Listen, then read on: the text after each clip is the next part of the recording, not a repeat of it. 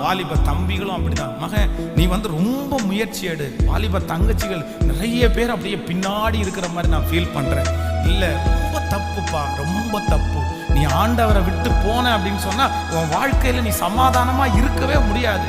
ஆண்டவரே இல்லாத ஒருத்தன் நல்லா இருந்துருவாங்க, ஆனா ஆண்டவரை ஒருத்தையும் பிடிச்சிட்டு திரும்ப விட்டவங்க நல்லா இருக்க முடியாது. ஏன்னா இந்த டேஸ்ட் அந்த மாதிரி ஒரு டேஸ்ட். இது இல்லாம திருப்பி வாழவே முடியாது. ஏன்னா உலகத்திலே இருக்கிறதுலே பெரிய ஒரு விஷயத்தை நீங்க பெற்றுக்கொண்டுறீங்க. அதை இழந்துட்டு அதுக்கு இணையானது, அதற்கு நிகரானது இந்த உலகத்துல எதுவுமே கிடையாது. அதற்கு நிகரான அன்பில்லை, அதற்கு நிகரான உயர்வு வேற எதுவுமே இல்லை. ஸோ இதுக்கு அப்புறம் தான் மற்றது எல்லாமே டெம்பரரியானது, ஆனா இது நிரந்தரமானது.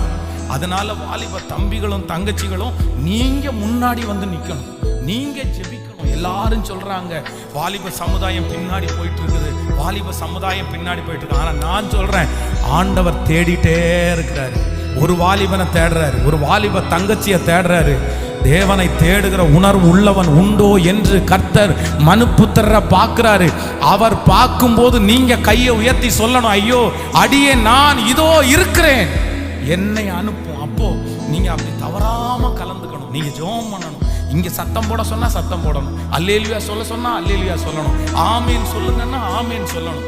இப்படி ஒரு ஈடுபாடோட இருந்தீங்கன்னா நான் நம்புறேன், தேவாலயத்திலேயே இருந்த சாமுவேல் ஒண்ணுமே படிக்காட்டாலும், அவங்க அம்மா அப்பா அவர் ஒன்றும் செய்யாட்டாலும், தான் முதல் பெயர்சபா வரைக்கும் பெரிய தீர்க்கதரிசியாய் மாற்றப்பட்டான்.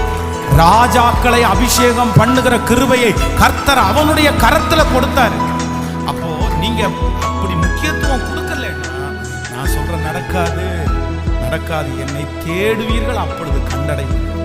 தேடுங்கள், அப்பொழுது உங்கள் சந்தோஷம் நிறைவாயிருக்கும்படி பெற்றுக்கொள்வீர்கள். சும்மா வாரத்துக்கு ஒரு நாள் நீங்க வந்தா பத்தாது, போதாது. உங்க உடம்புக்கு எப்படி 3 வேளை சாப்பிட்றீங்களோ அந்த மாதிரி கர்த்தரை தேடுறது அவசியம்.